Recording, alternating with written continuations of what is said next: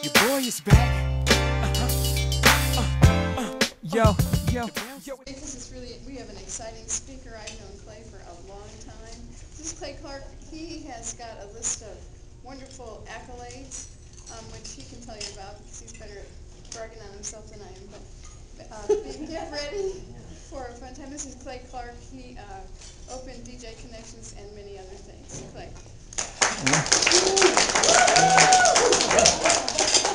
Thank you for the courtesy applause there. And courtesy laughs later as well.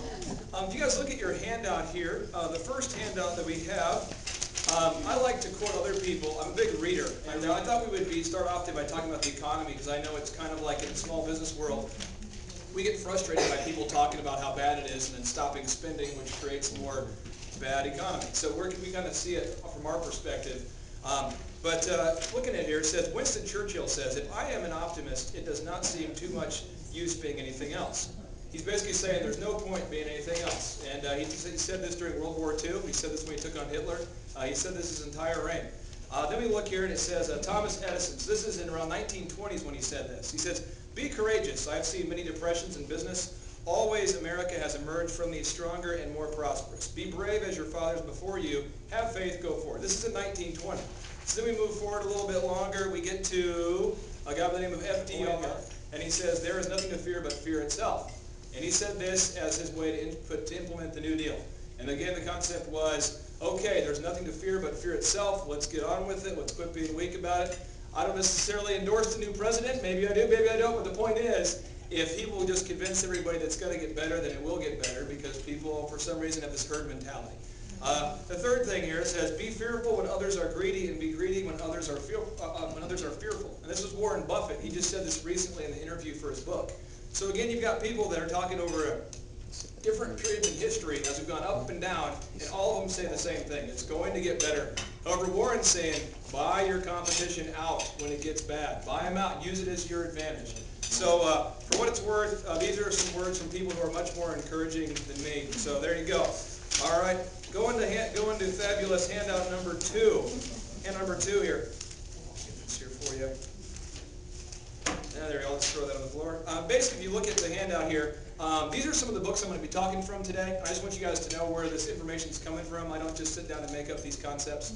I did get the SBA Entrepreneur of the Year Award from the state of Oklahoma in 2007. I did win the Young Entrepreneur of the Year for the city of Tulsa in 2002. I've won a bunch of awards, but they don't give away awards for losing your car keys and things I do every day as well. So I would have more awards if they gave away stuff like that.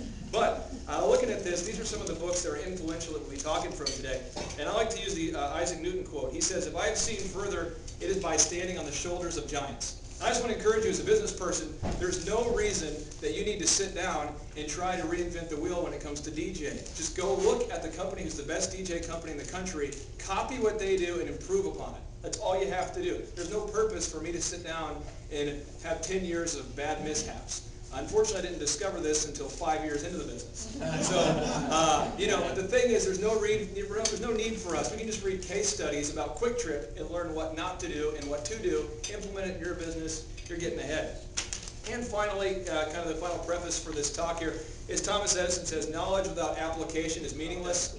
Okay? But the purpose is you don't need to learn a bunch of crap unless you're going on Jeopardy. But if you're going on Jeopardy, learn as much crap as possible. Learn about the Pythagorean theorem. Maybe learn some stuff about the Byzantine. Maybe learn some humanities. Learn all this stuff and then study your major for 6 months in a frantic pace to pass your finals and graduate. But if not, he's just saying just learn a book, learn what you have to learn. Gary's been doing insurance for years, but the things that matter to you are what can bring you more revenue, what can better service your customers, not necessarily more certifications. Maybe you do need a certification. I don't know. But the idea is if you don't apply it, it's meaningless. So today, if you can get out a pen, I have pens dropped off for everybody.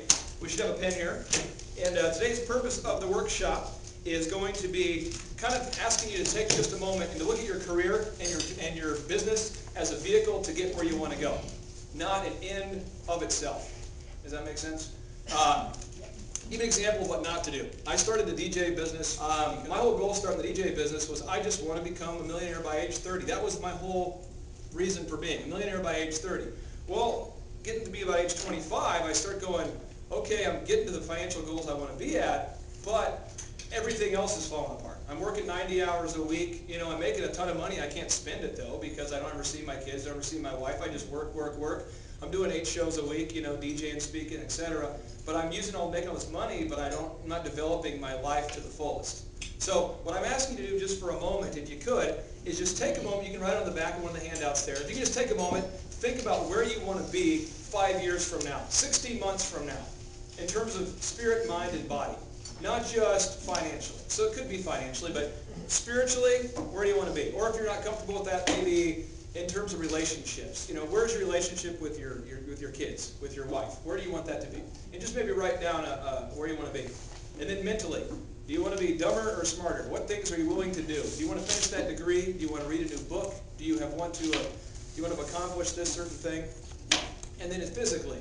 Physically, go see Aaron, but the idea is that it's just the daily things we do and put into our body that affects what we look like and what we feel like. So physically, where do you want to be 60 months from now? And if you can just take a moment just to write that down there. Your boy is back. Yo.